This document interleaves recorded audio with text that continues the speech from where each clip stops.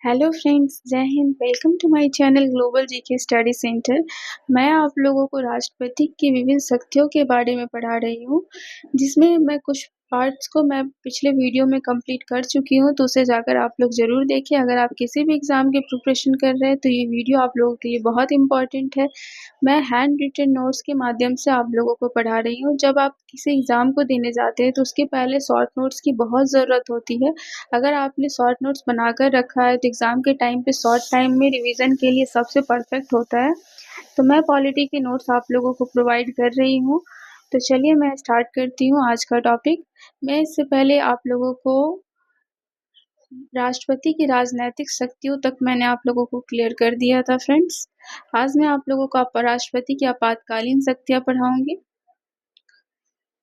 आपातकालीन शक्तियाँ, यहाँ पे थोड़ा सा ये आपातकालीन, यहाँ पे क्या हो जाएगा, शक्तियाँ। ओके फ्रेंड्स, तो देखिए स्टार्ट करते हैं हम लोग। राष्ट्रपति की आपातकालीन शक्तियाँ के तहत इसमें राष्ट्रपति 3 तरह के आपात को लगा सकते हैं: राष्ट्रीय आपात, राजकीय आपात और वित्तीय आपात। नेशनल इमरजेंसी, स्टेट इमरजेंसी और प्रेसिडेंट रूल। मीन्स की स्टेट इमरजेंसी को ही प्रेसिडेंट रूल कहा जाता है। Financial emergency. तो चलिए हम लोग फर्स्ट से स्टार्ट करते हैं, राष्ट्रीय आपात से। National emergency. आर्टिकल 352 का यूज करके राष्ट्रपति राष्ट्रीय आपात मंत्रिमंडल की लिखित सलाह पर लगाते हैं। मीन्स कि ऐसा नहीं है कि राष्ट्रपति अपनी मर्जी से आपात लगा सकते हैं, उन्हें मंत्रिमंडल की लिखित सलाह की आवश्यकता पड़ेगी। राष्ट्रीय आपात की परिस्थितियां, यानी कि किन परिस्थितियों में राष्ट्रीय आपात लगाया जा सकता है। तो लगभग इसमें 3 रीजंस दिए गए हैं: बाह्य आक्रमण, युद्ध और सशस्त्र विद्रोह।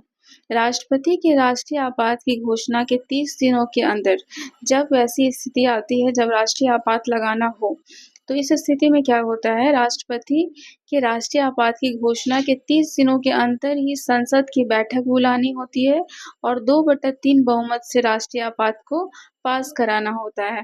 अगर ऐसा नहीं होता है तो 30 दिनों के बाद राष्ट्रीय आपात खुद से ही समाप्त हो जाता है। ओके, तो देखिए राज्यसभा और लोकसभा की सीटें, ये लोकसभा और ये राज्यसभा, दोनों में 2/3 वोट से इसको पास कराना होता है। पारित होने के बाद, अगर यहाँ से पास हो जाता है तो पारित होने के बाद 6 माह तक राष्ट्रीय आपात लगा रहता है। अगर उसके बाद भी अगर राष्ट्रीय आपात को बढ़ाना हो तो क्या करना होगा, फिर से संसद की बैठक बुलानी होगी और आगे के लिए फिर से उसको बहुमत से पास कराना होगा। तो चलिए फ्रेंड्स आगे देखते हैं हम लोग। राष्ट्रीय आपात के क्या प्रभाव होते हैं। मूल अधिकार प्रभावित होता है, हम लोगों को जो मूल अधिकार मिला हुआ है वो सब प्रभावित हो जाएगा। आर्टिकल 352 लगते ही आर्टिकल 358 स्वतः लग जाता है। मीन्स कि जब आर्टिकल 352 के तहत राष्ट्रीय आपात लगता है तो उसके साथ ही आर्टिकल 358 भी लग जाता है, जिसमें आर्टिकल 19 की स्वतंत्रताएं क्या हो जाती है, स्थगित हो जाती है। नेक्स्ट है आर्टिकल 20 और 21। मीन्स कि आर्टिकल 3559 के तहत बाकी सभी मूल अधिकार को स्थगित कर दिया जाता है। 20 और 21 को स्थगित नहीं किया जाता है और बाकी सभी को क्या किया जाता है, स्थगित कर दिया जाता है। तो चलिए हम लोग आगे बढ़ते हैं। राज्य सरकार शक्तिहीन हो जाती है, राज्य सरकार कोई काम नहीं करती है, टोटल काम कौन हैंडल करेंगे, केंद्र सरकार। राज्य सूची के विषय में संसद कानून बनाती है। राज्य सूची में लगभग 61 विषय है, तो सबके बारे में कौन प्रावधान करेंगे, कौन नियम कानून बनाएंगे, सब केंद्र बनाएंगे, ना कि राज्य। लोकसभा का कार्यकाल 5 वर्ष से बढ़ाकर 6 साल कर दिया जाता है। लोकसभा का कार्यकाल होता है कि 5 साल का होता है, तो उसको 6 साल का कर दिया जाता है।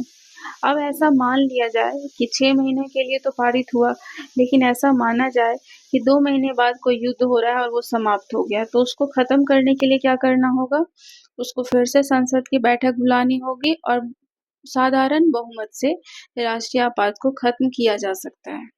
ओके फ्रेंड्स, तो चलिए आगे देखते हैं। राष्ट्रीय आपात पूरे देश में भी लागू कर सकते हैं और किसी स्पेशल राज्य में भी। आंतरिक अशांति के आधार पर आपात नहीं लागू कर सकते हैं।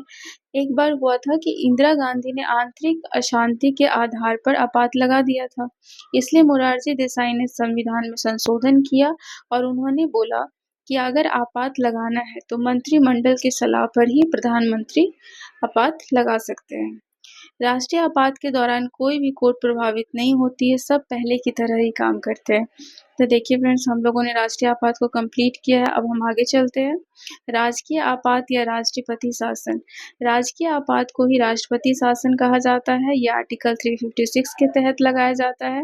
यह तब लाया जाता है जब राज्य का संवैधानिक ढांचा विफल हो जाता है। संवैधानिक ढांचा विफल हो जाने का मतलब होता है कि उस राज्य में कोई भी सरकार बहुमत की नहीं है। सरकार का गिर जाना ही संवैधानिक ढांचा का विफल हो जाना कहलाता है। ओके फ्रेंड्स, तो देखिए आर्टिकल 355 के तहत राजकीय आपात लगाया जाता है। आर्टिकल 355 लगते ही आर्टिकल 356 भी लागू हो जाता है, जिसके तहत राज्य सरकार केंद्र सरकार के अनुसार काम करने लगती है। राष्ट्रपति के कहने पर पूरी शक्तियां राज्यपाल के हाथों में आ जाती है। ओके, किसी भी राज्य का राज्यपाल उस राज्य का नहीं होता है।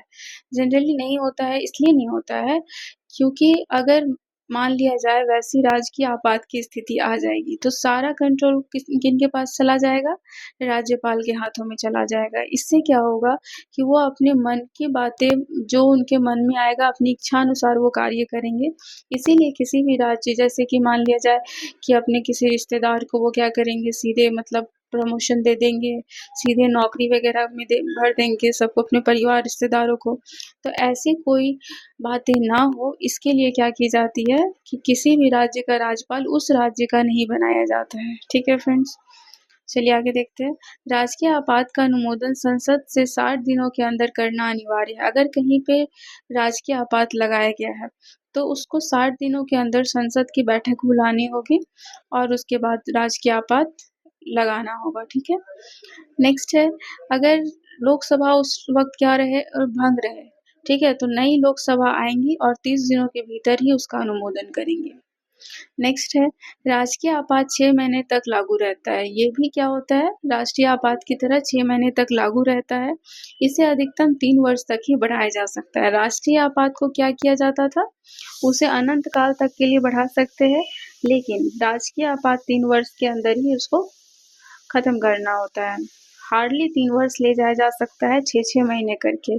6 महीने बीतने के बाद फिर से संसद की बैठक को बुलाना होगा और फिर से अनुमोदन करवा के फिर से उसको पारित करना होगा। पहली बार राजकीय आपात पंजाब में 1951 ईस्वी में लगा था।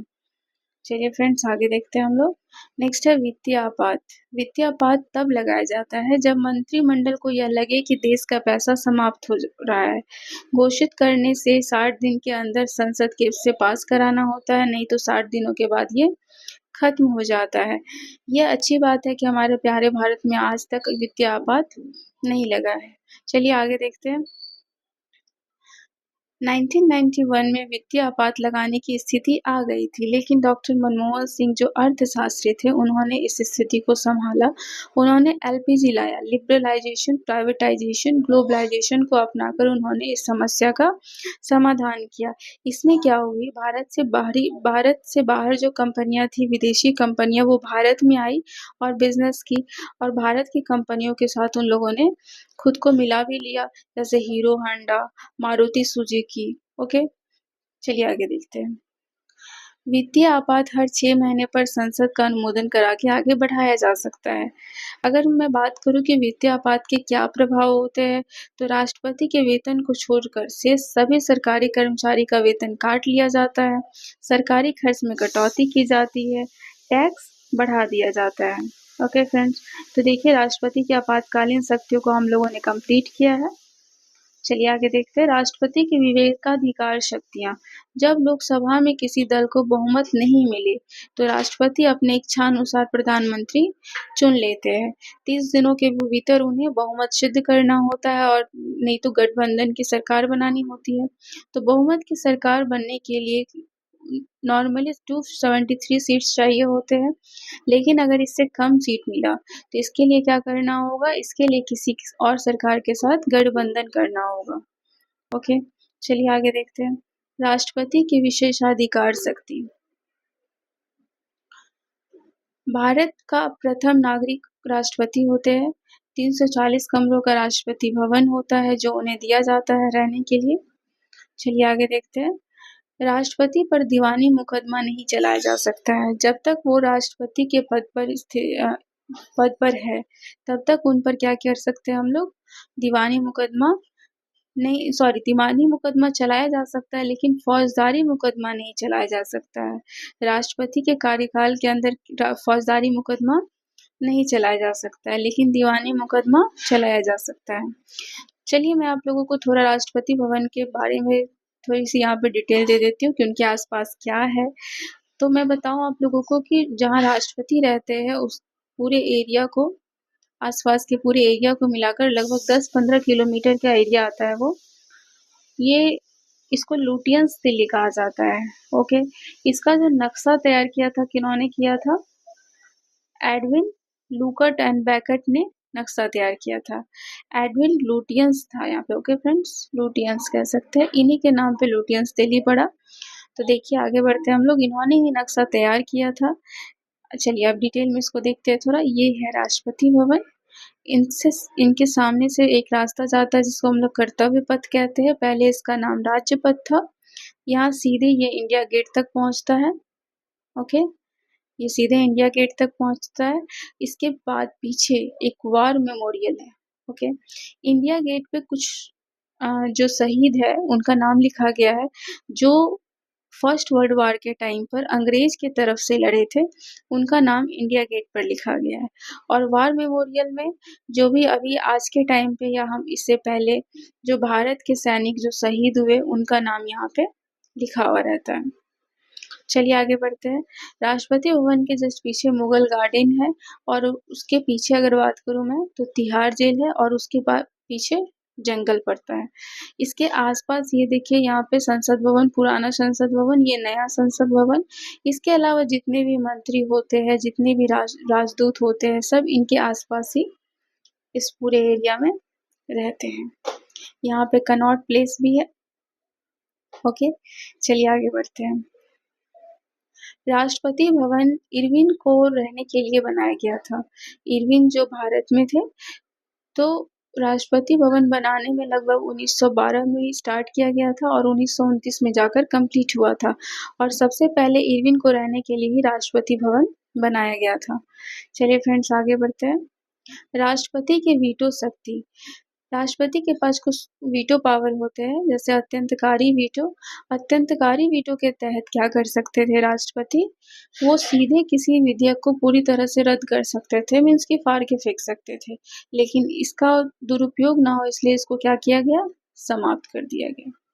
ओके, फिर नेक्स्ट है निलंबकारी वीटो। निलंबकारी वीटो में सस्पेंसिव वीटो कहलाता है ये। इसमें क्या कर सकता है, किसी भी विधेयक को राष्ट्रपति क्या कर सकते हैं, पुनर्विचार के लिए वापस भेज सकते हैं। और जब पुनर्विचार करके अगर बिना किसी सुधार के या बिना किसी बदलाव के पुनः राष्ट्रपति के पास आ जाएगा तो विधेयक को राष्ट्रपति को पास करना ही होगा। ओके, नेक्स्ट है जेबी वीटो, मीन्स की पॉकेट वीटो। जब राष्ट्रपति ना तो किसी विधेयक को वापस करे और ना ही मतलब उस पर हस्ताक्षर करे, उसे बस अपने पास रख ले, तो उसे जेबी वीटो कहते हैं। ओके, अगर मैं बात करूँ कि क्या अभी तक जेबी वीटो का प्रयोग हुआ है, तो हाँ हुआ है। डाक संशोधन विधेयक 1986 पर राष्ट्रपति ज्ञानी जैल सिंह ने जेबी वीटो का उपयोग किया था, और अभी तक वो वैसे ही रखा हुआ है, उसे किसी भी राष्ट्रपति ने पास नहीं किया है। ओके फ्रेंड्स, तो देखिए हम लोगों ने राष्ट्रपति के इतने बड़े टॉपिक को हम लोगों ने कंप्लीट किया है। इसमें काफ़ी पॉइंट्स थे, कंटेंट इसका थोड़ा बड़ा हो गया था फ्रेंड्स, तो आप लोग इसे बहुत अच्छे से पढ़े। अगर आप किसी भी एग्ज़ाम के प्रिपरेशन कर रहे हैं तो ये बहुत ही इम्पॉर्टेंट है, आप इसे अच्छे से देखें और शेयर भी करें अपने फ्रेंड्स तक। चलिए देखिए फ्रेंड्स, हम लोगों ने राष्ट्रपति को कंप्लीट किया है। इसके पहले के बाकी बचे हुए टॉपिक्स भी मैं कंप्लीट कर चुकी हूँ, उसे जाकर आप लोग ज़रूर देखें। तो हम लोग मिलते हैं नेक्स्ट वीडियो में, तब तक के लिए आपको अगर मेरी वीडियो पसंद आ रही है तो मेरे वीडियो को लाइक करें, सब्सक्राइब करें, शेयर करें और कमेंट भी करें। Thank you.